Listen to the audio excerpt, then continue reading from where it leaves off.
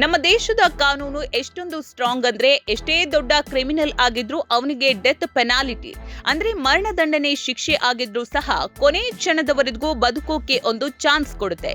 President mercy petition ಅಥವಾ ಕ್ಷಮಾಪಣಾ ಅರ್ಜಿ ಹಾಕೋ ರೈಟ್ಸ್ ನಮ್ಮ ಸಂವಿಧಾನದಲ್ಲಿದೆ. ಅಂದ್ರೆ ಇಲ್ಲಿ ಶಿಕ್ಷೆಗಿಂತ ಹ್ಯೂಮನ್ ಲೈಫ್ಗೆ ವ್ಯಾಲ್ಯೂ ಜಾಸ್ತಿ. ಆದ್ರೆ ಪೊಲೀಸರ ಎನ್ಕೌಂಟರ್ ಹಿಸ್ಟ್ರಿ ಇದೆಯಲ್ಲ, ಅಲ್ಲಿ ಈ ತರಹದ ಕರುಣೆ ಸಿಂಪತಿಗೆ ಜಾಗನೇ ಇರಲ್ಲ. ಸೊಸೈಟಿಯ ನೆಮ್ಮದಿ ಕೆಡಿಸೋ ರೌಡಿಗಳನ್ನ ಹುಡುಕಿ ಬೇಟೆಯಾಡೋ ಪವರ್ ಪೊಲೀಸರಿಗೆ ಇದೆ. ನಮ್ಮ ಕರ್ನಾಟಕದಲ್ಲೂ ಅಷ್ಟೇ. ಎಷ್ಟೋ ಜನ ಎನ್ಕೌಂಟರ್ ಸ್ಪೆಷಲಿಸ್ಟ್ ಇಲ್ಲಿನ ಘಟಾನುಘಟಿ ಗೂಂಡಾಗಳನ್ನ ಮರ್ಸಿ ಇಲ್ಲದೆ ಫಿನಿಶ್ ಮಾಡಿದ್ದಾರೆ. ಹಾಗೆ ಕಾಕಿ ಪಡೆಯ ಹಿಟ್ ಲಿಸ್ಟ್ಗೆ ಬಲಿಯಾದವರಲ್ಲಿ ಅತಿ ದೊಡ್ಡ ಹೆಸರು ಅಂದ್ರೆ ಅದು ಡೆಡ್ಲಿ ಸೋಮ. ಎಸಿಪಿ ಅಶೋಕ್ ಕುಮಾರ್ ಅವರ ಟೀಮ್ ಕೈಯಲ್ಲಿ ಸೋಮ ಶೂಟೌಟ್ ಆದಾಗ ಅವನಿಗೆ ಜಸ್ಟ್ 24 ವರ್ಷ ವಯಸ್ಸು. ಇವತ್ತಿಗೂ ಕಾಟನ್ ಪೇಟೆ ಏರಿಯಾದಲ್ಲಿ ಜನ ಮಾತನಾಡಿಕೊಳ್ತಾರೆ, ಸೋಮ ಅಷ್ಟೊಂದು ಬ್ಯಾಡ್ ರೌಡಿನೇ ಆಗಿರ್ಲಿಲ್ಲ, ಯಾರೋ ಮಂತ್ರಿಯ ಪ್ರೆಷರ್ಗೆ ಮಣಿದು ಪೊಲೀಸರು ಪ್ಲಾನ್ ಮಾಡಿ ಸ್ಕೆಚ್ ಹಾಕಿ ಎನ್ಕೌಂಟರ್ ಮಾಡಿದ್ರು ಅಂತ. ಹಾಗಾದ್ರೆ ಬರೀ 24ನೇ ವಯಸ್ಸಿಗೆ ಎನ್ಕೌಂಟರ್ ಆಗುವಂತಹ ತಪ್ಪು ಸೋಮ ಏನ್ ಮಾಡಿದ್ದ? ಅವನ ಫ್ಯಾಮಿಲಿ ಬ್ಯಾಕ್ ಗ್ರೌಂಡ್ ಏನು?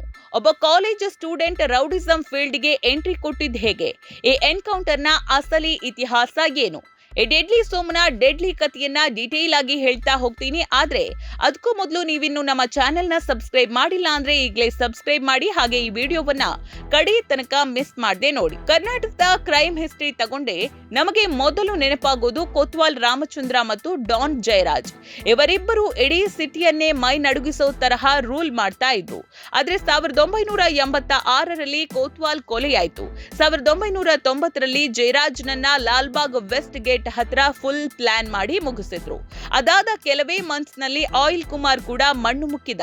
ಇವರೆಲ್ಲರ ಚಾಪ್ಟರ್ ಕ್ಲೋಸ್ ಆದ್ಮೇಲೆ ಬೆಂಗಳೂರಿನಲ್ಲಿ ರೌಡಿಸಂ ಆಲ್ಮೋಸ್ಟ್ ಸೈಲೆಂಟ್ ಆಗಿತ್ತು.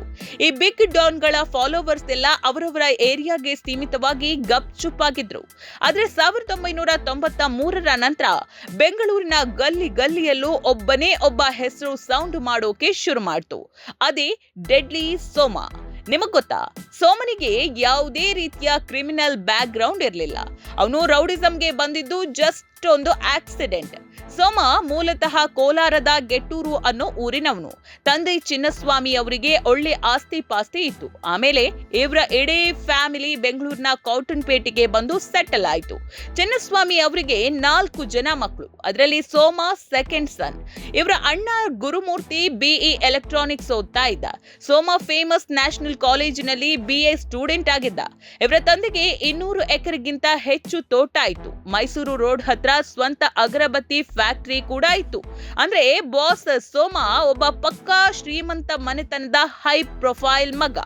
6 ಅಡಿಗಿಂತ ಎತ್ತರ, ಒಳ್ಳೆಯ ಹ್ಯಾಂಡ್ಸಮ್ ಲುಕ್ ಹೊಂದಿದ್ದ ಸೋಮ ಓದಿನಲ್ಲೂ ಇಂಟೆಲಿಜೆಂಟ್, ಮನೆಯವರಿಗೆ ತುಂಬಾನೇ ಪ್ರೀತಿಯ ಮಗ. ಅಷ್ಟೇ ಅಲ್ಲ, ಅವನು ಸೂಪರ್ ಆಗಿ ವಾಲಿಬಾಲ್ ಆಡ್ತಾ ಇದ್ದ. ಆದ್ರೆ ಅವನಲ್ಲಿದ್ದ ಒಂದೇ ಒಂದು ಮೈನಸ್ ಪಾಯಿಂಟ್ ಅಂದ್ರೆ ಶಾರ್ಟ್ ಟೆಂಪರ್. ಸಿಕ್ಕಾಪಟ್ಟೆ ಕೋಪ ಮಾಡಿಕೊಳ್ತಿದ್ದ. ಜೊತೆಗೆ ಅವನಿಗೆ ಚಾಕು, ಗನ್ನು, ಡ್ರ್ಯಾಗರ್ ಅಂದ್ರೆ ಒಂದು ತರಹದ ಕ್ರೇಜ್. ಎಲ್ಲಿ ಸಿಕ್ಕಿದ್ರು ಅದನ್ನ ಕಲೆಕ್ಟ್ ಮಾಡಿ ಇಟ್ಕೊಳ್ತಾ ಇದ್ದ. ಆ ಕಾಲದಲ್ಲಿ ಸೆಲ್ಫಿ ಜಮಾನ ಇರ್ಲಿಲ್ಲ, ಆದ್ರೂ ಗನ್ ಹಿಡಿದು ಫೋಟೋ ಶೂಟ್ ಮಾಡಿಸಿಕೊಳ್ಳೋ ಹವ್ಯಾಸ ಅವನಿಗಿತ್ತು. ಕಾಟನ್ ಪೇಟೆಯಲ್ಲಿದ್ದ ರಾಜಶೇಖರ ಅಲಿಯಾಸ್ ರಾಜಿ ಮತ್ತು ಬಸವ ಇವನ ಕ್ಲೋಸ್ ಫ್ರೆಂಡ್ಸ್. ಆಗಿನ ಕಾಲಕ್ಕೆ ಕಾಟನ್ ಪೇಟೆ ಅಂದ್ರೆ ರೌಡಿಗಳ ಅಡ್ಡ. ತರಕಾರಿ ಖಲೀಲ್, ಕುರುಂಪೇಟೆ ರಾಜ, ಪುಷ್ಪ ಅಲಿಯಾಸ್ ಪಿ ರಾಜನ್, ಕಾಟನ್ ಪೇಟೆ ನಾಗ, ಹೀಗೆ ಘಟಾನುಘಟಿಗಳ ಹವಾ ಇತ್ತು. ಇವರ ಮಧ್ಯೆ ಬೆಳೆದ್ರು ಸೋಮನಿಗೆ ಸ್ಟಾರ್ಟಿಂಗ್ ನಲ್ಲಿ ರೌಡಿಸಂ ಅಂದ್ರೆ ಏನು ಅಂತಾನೆ ಗೊತ್ತಿರ್ಲಿಲ್ಲ. ಅವನು ರೌಡಿ ಆಗಿದ್ದರ ಬಗ್ಗೆ ಕೆಲವೊಂದು ಕಥೆಗಳಿದೆ. ಒಂದು ವರ್ಷನ್ ಪ್ರಕಾರ ಫ್ಯಾಮಿಲಿ ಜಮೀನು ಗಲಾಟೆಯಲ್ಲಿ ಸೋಮ ಯಾರ ಮೇಲೂ ಸಿಟ್ಟಿನಲ್ಲಿ ಕೈ ಮಾಡಿ ಜೈಲ್ ಸೇರ್ಬೇಕಾಗಿ ಬಂತು. ಜಸ್ಟ್ 2 ದಿನ ಜೈಲಿನಲ್ಲಿದ್ದಾಗ ಅವನಿಗೆ ಕೆಲವು ಲೋಕಲ್ ರೌಡಿಗಳ ಕಾಂಟ್ಯಾಕ್ಟ್ ಸಿಕ್ತು. ಅಲ್ಲಿಂದ ಶುರುವಾಗಿದ್ದೇ ಒಂದು ಡೇಂಜರಸ್ ಚೈನ್ ರಿಯಾಕ್ಷನ್. ಇದೇ ಟೈಮ್ ನಲ್ಲಿ ಕಾಟನ್ ಪೇಟೆಯಲ್ಲಿ ಕುರುಂಪೇಟೆ ರಾಜ ಅನ್ನೋ ಬಿಗ್ ರೌಡಿಯನ್ನ ಯಾರೋ ಮರ್ಡರ್ ಮಾಡಿದ್ರು. ರಾಜನ್ ಅಲಿಯಾಸ್ ಪುಷ್ಪರಾಜ್ ಅನ್ನೋ ರೌಡಿ ಕೂಡ ಫುಲ್ ಆಕ್ಟಿವ್ ಆಗಿದ್ದ. ನಾಗನ ಕೊಲೆಗೂ ರಂಜನ್ಗೂ ಯಾವುದೇ ಲಿಂಕ್ ಇಲ್ದಿದ್ರು ಜನ ಇಬ್ಬರ ಹೆಸರನ್ನು ಸೇರಿಸಿ ಅಂಡರ್ ವರ್ಲ್ಡ್ ನಲ್ಲಿ ಗಾಸಿಪ್ ಎಬ್ಬಿಸಿದ್ರು. ಇದರಿಂದ ಫುಲ್ ಪ್ರವೋಕ್ ಆದ ರಾಜನ್ ಕಾಲಪತ್ತ ಅನ್ನೋ ಇನ್ನೊಬ್ಬ ರೌಡಿ ಜೊತೆ ಹ್ಯಾಂಡ್ಸ್ ಜೋಡಿಸಿ ಜೈಲಿನ ಹೊರಗಿದ್ದ ಸೋಮನ ರೈಟ್ ಹ್ಯಾಂಡ್ ಬಿಡ್ಡನ್ನ ಸ್ಪಾಟ್ ನಲ್ಲೇ ಕೊಲೆ ಮಾಡಿ ಬಿಟ್ಟ. ಬಿಡ್ಡ ಸತ್ತ ತಕ್ಷಣ ಸೋಮನಿಗೆ ಜೈಲಲ್ಲಿ ಬೇಲ್ ತಗೊಳ್ಳೋಕ್ಕೂ ದುಡ್ಡಿಲ್ಲದ ಸಿಚುವೇಶನ್ ಬಂತು. ತಂದೆಗೆ ಕೋಟಿಗಟ್ಟಲೆ ಪ್ರಾಪರ್ಟಿ ಇದ್ರೂ ರೌಡಿಸಂಗೆ ಬಂದಿದ್ರಿಂದ ಫ್ಯಾಮಿಲಿ ಜೊತೆ ನಂಟು ಕಟ್ಟಾಗಿತ್ತು. ಸೋಮ ಕೂಡ ತನ್ನ ಸೆಲ್ಫ್ ರೆಸ್ಪೆಕ್ಟ್ ನಿಂದ ತಂದೆ ಹತ್ತಿರ ದುಡ್ಡು ಕೇಳಲಿಲ್ಲ.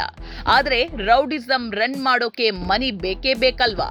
ಅಂಡರ್ ವರ್ಲ್ಡ್ ಮತ್ತು ಜನರ ಮಧ್ಯೆ ಒಂದು ಸುಳ್ಳು ಸುದ್ದಿ ಇತ್ತು. ಸೋಮ ಜಯರಾಜ್ ತರಹ ಕೋಟಿ ಕೋಟಿ ಹಫ್ತಾ ವಸೂಲಿ ಮಾಡ್ತಾನೆ, ಭಾರಿ ರಿಚ್ ರೌಡಿ ಅಂತ.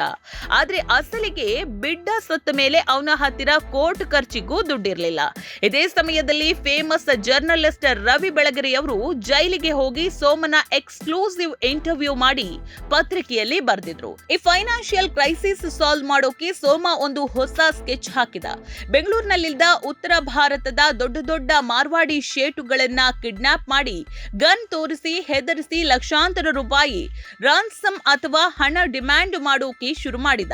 ಸ್ಟಾರ್ಟಿಂಗ್ ನಲ್ಲಿ ಪೊಲೀಸರು ಇವನನ್ನ ಪುಡಿ ರೌಡಿ ಅನ್ಕೊಂಡಿದ್ರು. ಆದ್ರೆ ಯಾವಾಗ ಇವನ ಕಿಡ್ನಾಪ್ ಹಾಫ್ ಮರ್ಡರ್ ಗಳು ಲಿಮಿಟ್ ದಾಟಿದ್ವೋ ಆಗ ಪೊಲೀಸ್ ಡಿಪಾರ್ಟ್ಮೆಂಟ್ ಹೈ ಅಲರ್ಟ್ ಆಗಿತ್ತು. ಸೋಮನನ್ನ ಮಟ್ಟ ಹಾಕೋಕೆ ಅಂತಾನೆ ವೀರಪ್ಪನ್ ಆಪರೇಷನ್ ನಲ್ಲಿದ್ದ ಎಸಿಪಿ ಟೈಗರ್ ಅಶೋಕ್ ಕುಮಾರ್ ಅವರನ್ನ ಮಲೆ ಮಹದೇಶ್ವರ ಬೆಟ್ಟದಿಂದ ಬೆಂಗಳೂರಿಗೆ ರೀಕಾಲ್ ಮಾಡಿಕೊಳ್ಳಲಾಯಿತು.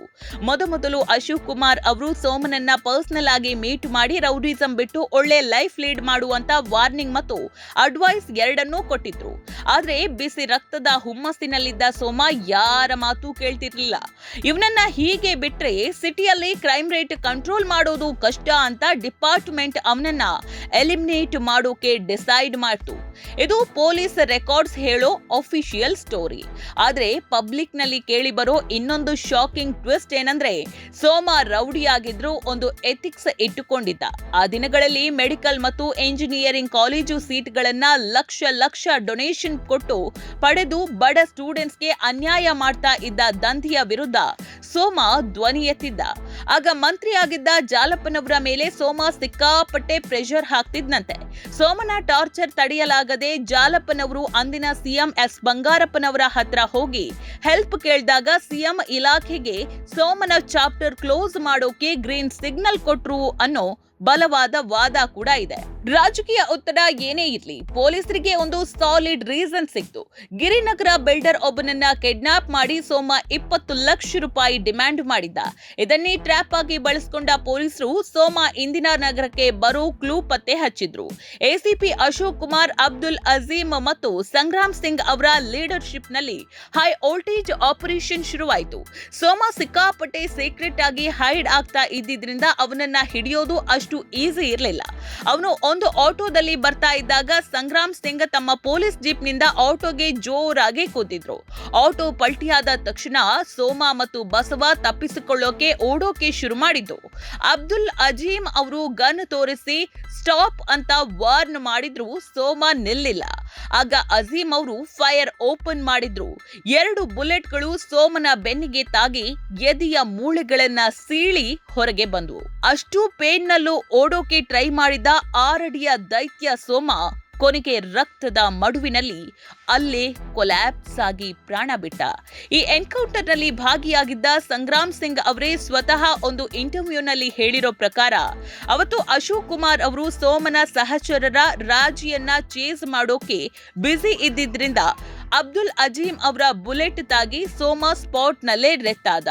ಹೀಗೆ 1995ರಲ್ಲಿ ಆ ಬಿಸಿ ರಕ್ತದ 24 ವರ್ಷದ ಯುವಕನ ಕತೆ ಮುಕ್ತಾಯವಾಯಿತು. ಸೋಮ ತನ್ನ ಕಾಲೇಜು ದಿನಗಳಲ್ಲೇ ಜಯಶ್ರೀ ಅನ್ನೋ ಹುಡುಗಿಯನ್ನ ಲವ್ ಮಾಡಿ ಮ್ಯಾರೇಜ್ ಆಗಿದ್ದ. ಅವರಿಬ್ಬರಿಗೂ ಮಗ ಕೂಡ ಇದ್ದ.